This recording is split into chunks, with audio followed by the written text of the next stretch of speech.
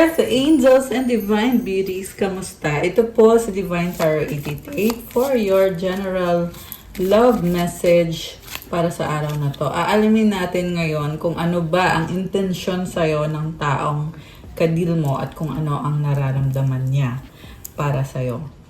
So, kumusta kayo guys? Comment present para alam kong nanonood kayo. So, tingnan natin ang unang mensahe. Don't make decisions based on guilt or what you think you should do. First is only in being true to yourself that you can be true to others.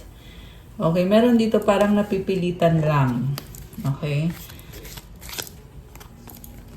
Time, you are trying too hard, give it time. So, merong napipilitan lang sa isang sitwasyon kasi gusto niya yung tao at gusto niyang kontrolin yung isang tao or yung isang sitwasyon. Okay. Isa pa nga. Friendship, nurture the bonds of friendship within your relationship and your love life will dramatically improve. So, itong friendship, mukhang pag-uusap to. Kailangan magkaroon ng pag-uusap sa inyo para magkasundo kayo nitong taong kadil mo. Kasi very controlling, pero okay naman sana yung intention niya. Kaya lang, yung nga, medyo siya, impatient or hindi siya makapaghintay.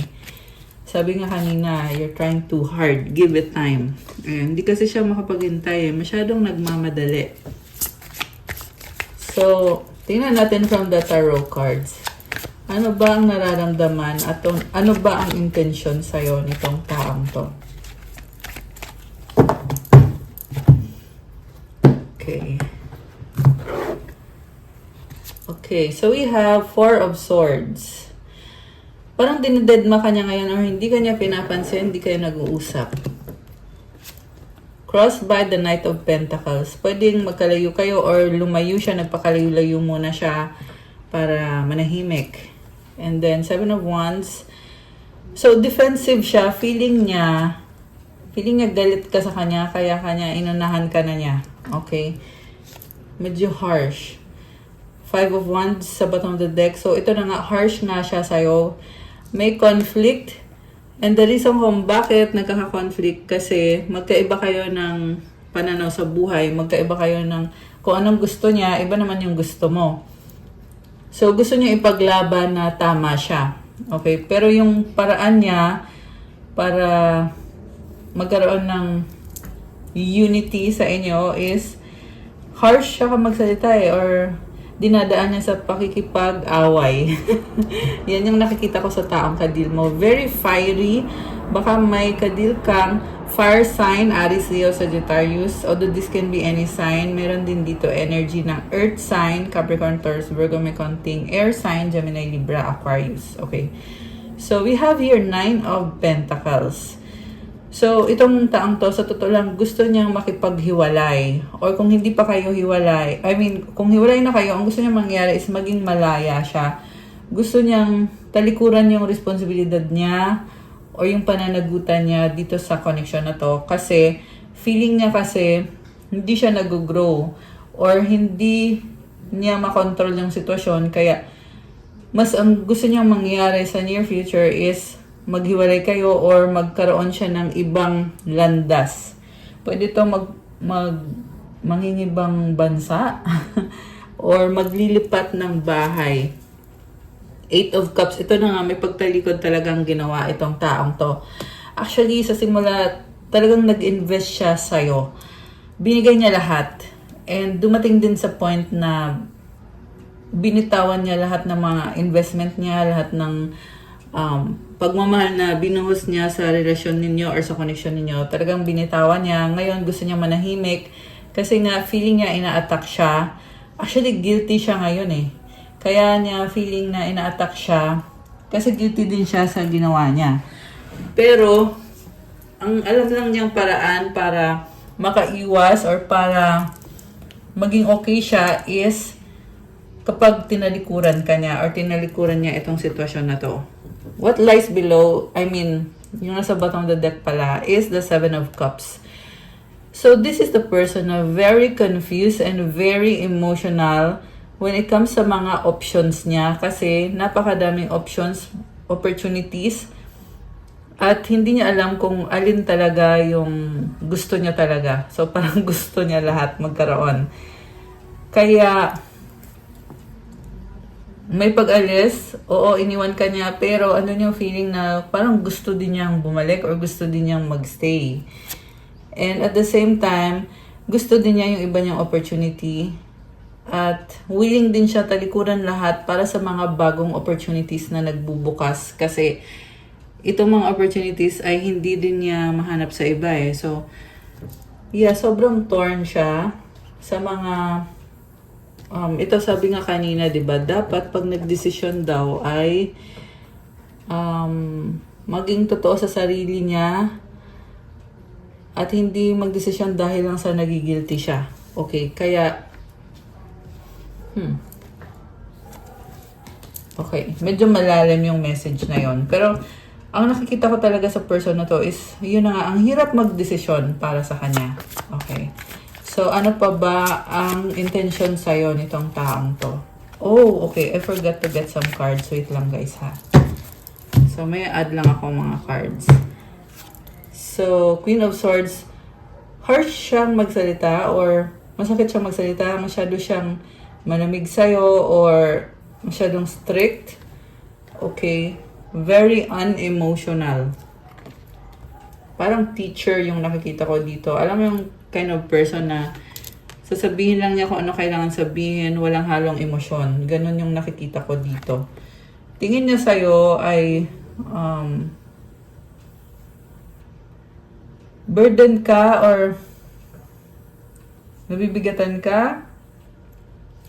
Kasi 10 of Wands ending to eh. So,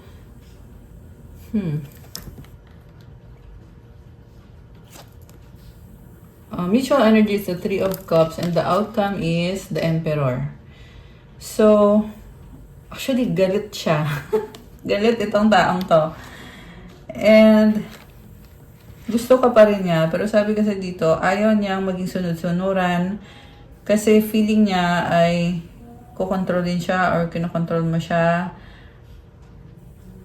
Or, ayaw niyang masisi sa mga pagkakamali niya. Kasi Emperor, ayan o, ito siya. Baka may kadikang Aries, although this can be any sign. This is someone na talagang gusto niya na siya yung may control, siya yung dominante. Okay? Parang may threat or na-threaten mo siya. Feeling threatened siya sa'yo. Kaya gusto niyang umiwas para walang threat. Para safe siya. Ganun yung pakiramdam niya. Queen of Cups and the Justice. Okay, na-intimidate siya sa'yo kasi tingin niya sa'yo matalino ka at marunong kang magsabi kung ano yung nararamdaman mo, anong gusto mo, anong iniisip mo, at ayaw niya ng ganon. So, malakas ang water sign. Baka ikaw ay Cancer, Pisces, Scorpio, or Libra energy, although this can be any sign. And, actually, nakikita niya sa'yo na malaki yung chance at yung possibility na magkasundo kayo or alam mo yun, magkaroon ng peace and harmony kasi yan yung gusto mo eh. So, mukhang natatauhan siya na naging harsh siya sa'yo. Okay. Or at least nakikita ka niya bilang someone na alam mo kung anong ginagawa mo, alam mo kung anong sinasabi mo, matalino ka, at the same time, may mga pangarap ka sa buhay. Sinasabi din dito na may pagmamahal. Okay? Ikaw, mahal mo siya. Yan ang sabi dito. May mga pangarap ka para dito sa connection na to. So, we have 5 of Pentacles and the 6 of Cups. Alam mo, sa totoo lang nahihiya siya sa'yo. May mga memories kayo at nanghihinaya ngayon tong person na to. Okay, baka yung kalima mas bata sa'yo or ayun na nga, may mga memories kayo. The Moon and the 6 of Pentacles. So, this is someone na mahilig siyang, alam mo yung isisisi niya sa'yo kung ano yung pagkukulang mo or pagkakamali mo. Kaya din kayo nagkaka-conflict kasi tignan mo parang nagbibilang. Kasi with the Moon, nakatago to eh. Parang mas gusto niya mag-isa or yung pera niya or yung blessing niya, gusto niya para sa sarili lang niya. Ayaw niyang mag-share. So, siguro pinagkakaitan ka nito, or parang binibilang niya lahat ng mga effort na ginagawa niya, which is unfair naman yon sa'yo. Diba? I mean, syempre, kung nagmamahalan kayo, dapat equal kayong dalawa. Hindi kailangan, alam mo yon, kasi parang, this is also someone na sinisisi ka niya kung bakit hindi kayo nag-workout, bakit kayo nagka-problema. And, very intense ng emotions niya. Yun talaga yung pinakadahilan dito. Na-overwhelm siya at mas pinipili din niyang magalit. Okay? Let me know how that resonates for you guys. So, ano ngayon ang plano nitong taong kadil mo? Ano ngayon ang plano niya sa buhay? Wow, plano sa buhay. Plano niya sa connection na to, 10 of Cups and the 2 of Pentacles. So, this is a family card. Tingnan mo, oh. Family sila, di ba? Ibig sabihin, masaya siya sa'yo. Oo, ikaw yung the one para sa kanya. Yung nga lang, pabalik-balik siya or pabago-bago siya ng isip. Pwede itong may iba siyang pamilya or dalawang pamilya niya, or may iba siyang kausap at 1, 2, 3 angel numbers on the screen. Oh my gosh, ayan. So, may mga angel numbers. May mga iba siyang kausap or ibang community, tapos iba pa yung sayo.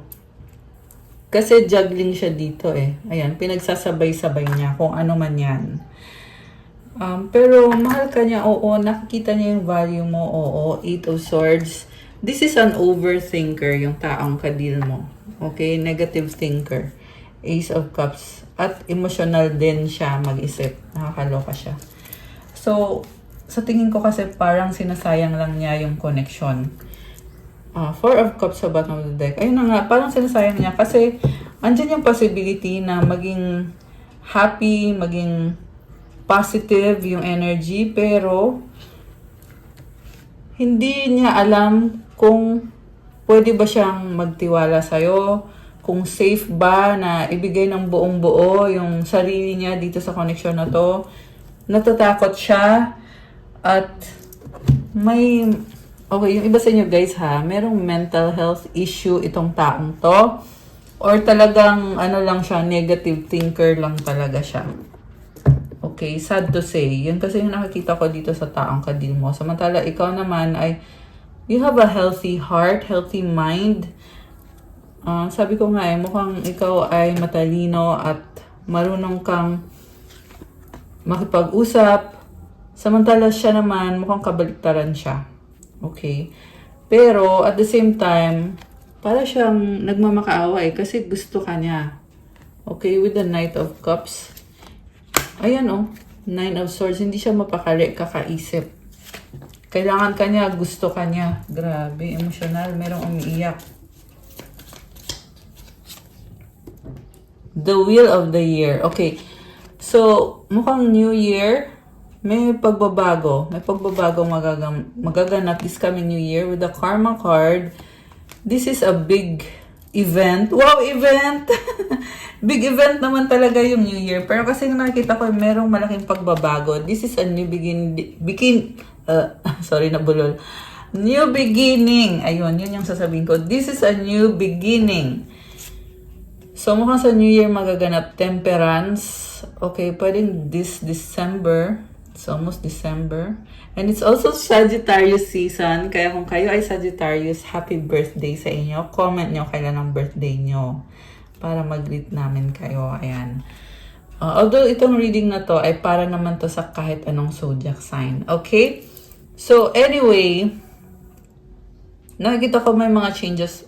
Makikipag-ayos siya kasi gusto niya talaga na magkaroon ng mga changes, positive changes dito sa connection na to. Kasi nga hindi siya mapakali eh. 4 of Wands, merong celebration. Oh my gosh. I feel like this is a celebration na hindi in-expect. Ayan oh. Ano pa? We have the Strength card sa bottom of the deck. Wow. The Shadow side and the Ace of Pentacles. Alam mo, very competitive itong nakikita kong person. Meron siyang stress. tungkol sa bagong simula at tinatry niya ikalma yung sarili niya. Okay. Meron siyang hinihintay na blessing. Okay, makukuha ba niya yung blessing na yon? Yan ang tanong. Okay, tingnan natin ha. Makukuha ba niya yung blessing na yon? Alam mo, may chance na magkakaayos kayo na tong person na to. Makukuha ba niya? The High Priest, Ace of Wands. Okay, malaki ang chance na makukuha niya yung blessing na yon. Well, yes, sabi dito. Oh, wow. I love this reading. Napaka-positive. So, merong energy ng Taurus, merong fire sign, Aries, Leo, or Sagittarius. Pero lahat naman ng signs andito, nabanggit ko lang yung mga strongest na signs. Malakas din dito ang Leo at yung Capricorn and Sagittarius, Cancer. Ayan, guys. Air sign, Gemini, Libra, Aquarius. Okay. Wow. Alam mo, things will turn in your favor sa dulo. Okay? Mukhang you are going through a rough patch right now. Very challenging. Usually, nangyayari yung mga challenges na yan kapag merong papasok na pagbabago. Okay? Kasabay yan ng bagong taon na ito na paparating. So, good luck sa inyo, guys. Natuwa naman ako sa reading. Okay. So, ano ba ang mga mensahe galing sa person mo? Tingnan natin. Mensahe. What's the point of it all? Oh my gosh. Parang intense ah. Will you help me? I need some more time before I can come to you. Ano pa? I wish we could be together but it's complicated. So, andun talaga yung kagustuhan niya to be together with you. Siya lang din naman yung nagdadahilan na kesyo complicated daw. Okay. Pero like I said, may nakita kong pagbabago dito sa connection na ito. Okay. You light up my world, time will tell. Ayan. So, you have something in you na talagang very positive influence para dito sa taong kadil mo. Pero, with this time will tell na card, sinasabi dito na hindi mo pwedeng madalian ang mga bagay-bagay kasi merong tamang timing para sa lahat. I love you so much. Oh my gosh. Ayan oh. I want to fall asleep next to you. Okay, meron dito parang mag-live in. Okay, kung sino man yan. Or ikakasal. Ayan, either lang yun dyan. Okay, ano pa bang paparating? Tingnan natin. We're gonna use this Romance and Love Oracle. Paparating dito sa connection na to. So, nga pala, like po ng video, comment kung kilala nyo na ba ako or kung bago lang ba kayo dito sa channel na to para ma-acknowledge nyo na kailangan nyo ng gabay at masagap natin yung energy nyo dito sa mga love readings na ginagawa natin sa channel na to. And I just saw again 1, 2, 3 angel numbers. Okay. So it's telling you one step at a time lang. Okay? Parang medyo intense lang ngayon itong mga energies na to pero hindi pa ito yung pinaka-best na pwedeng mangyari sa'yo. Okay? Marami pang blessing na dadating. Meron pang ibibigay si God na blessing for you. Okay? That's what I'm getting. So, we have right path. Love is a beautiful journey and you're on the right path. Proposal, an offer or proposal in the near future that comes as a surprise. Oh, okay. Wow naman. Ano pa? Voids, avoid rushing to fill voids with love. Seek inner fulfillment first. So, merong nang tumalikod dito, pero sa dulo may pag-uusap with this proposal na card. Medyo naging intense lang talaga. Okay, pero mukhang it's not the end of it all. And we have this passion card, o diba? Sa bottom of the deck. Keep the flame of passion alive. It's the heartbeat of love. Okay, so tingnan natin mga messages ng mga angels mo. Alisin ko muna tong mga cards na to, guys. Ayan. So, tingnan natin. Ano ba mga energies connected sa'yo or mga message galing sa angels mo?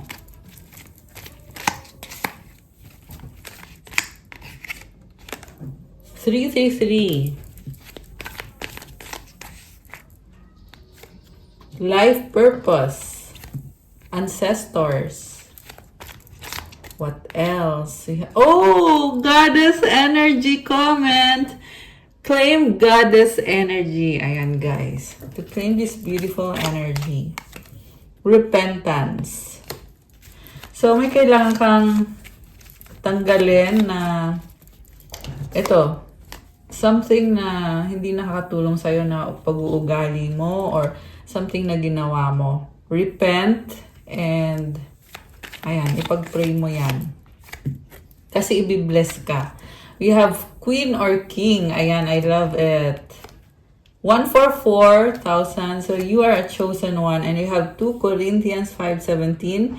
Therefore, if anyone is in Christ, the new creation has come. The old has gone. The new is here. Ayan guys, sabi ko na there is a new beginning coming for you. Comment, the old has gone, the new is here. Ayan, i-claim mo na tong napakagandang message na to. And comment, I am in Christ Jesus. The new creation has come. Ayan, I love it. Jesus Christ of Nazareth, comment, thank you, Jesus Christ of Nazareth, for being with me. Oh my gosh, ayan. Leader, you are a leader and you have the divine light with you. Ano pa? 888, it symbolizes wealth, prosperity, abundance, money. 999, okay, yun naman ay ibig sabihin release. Release the things na hindi na nakakabuti para sa'yo. We have Matthew 7:7. Ask and it will be given to you. Seek and you will find. Knock and the door will be open to you. Ibig sabihin, magdasal ka. Sabihin mo kay God ano yung kailangan mo.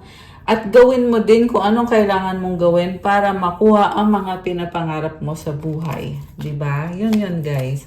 Powerful because you are so powerful. Kaya comment, I am powerful. Okay, you have third eye chakra. So, ibig sabihin lumalakas yung intuition mo. And you have 4444. So, baka nakikita niyo yung mga numbers na yan. Ibig sabihin may mensahe para sa'yo dito. Okay. Anything else? Blood of Jesus protects you. Wow, guys. So, comment, blood of Jesus protects me. Ayan, i-claim nyo na to. The blood of Jesus covers you, protects you, heals you, and brings you blessings into your life. Ano pa? We have healing energy. Okay. We have 777. Meron pa ba or wala na? May message pa ba? Okay, ito. Unicorn! Wow, you are a unicorn. So, kakaiba ka. Yun ang ibig sabihin nun. And you are very magical like the unicorn. Inner child healing. Okay. Salve Regina, this is Mama Mary. Oh, Starseed is here. You are a Starseed. At marami kang mga tao sa paligid mo na matutulungan mo. At ibibless ka kapag ikaw ay tumutulong sa kapwa mo. Kasi yan ang life purpose mo. To help and to be blessed because of the service that you give to other people.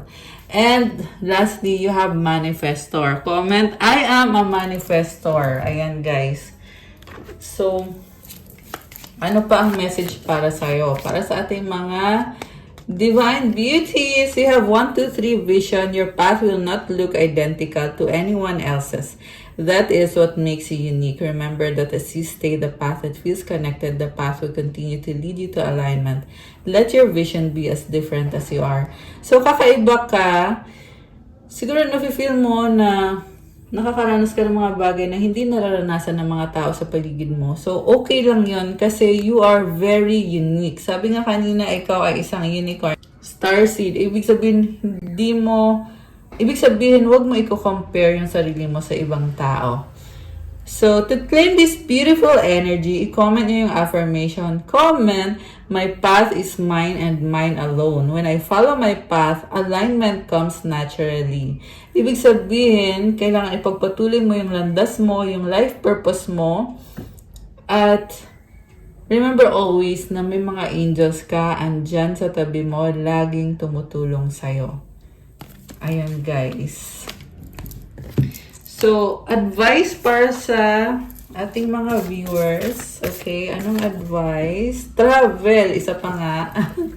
Maliban sa may travel kayo, tingnan natin. Anong advice? Okay, this one. Calmness. The inner divine is the witness of all, remaining still and quiet even during intense turbulence. So take a deep breath and say, quiet my mind, dear Lord, may your peaceful calm take over. I love this kasi kahit ano daw nangyayari sa paligid mo, ang mahalaga, ikaw kalmado ka at alam mo sa sarili mo na andyan si God na kasama mo. So, baka kailangan mo din mag-deep breathing or mag-meditation para mas maging kalmado ka at syempre mag-pray ka para magkaroon ka ng peace na galing kay God. Ayan, I love this energy. Napaka-gaan. Very, very fresh. Wow, fresh! Ang ganda ng energy na to. Ayan, guys.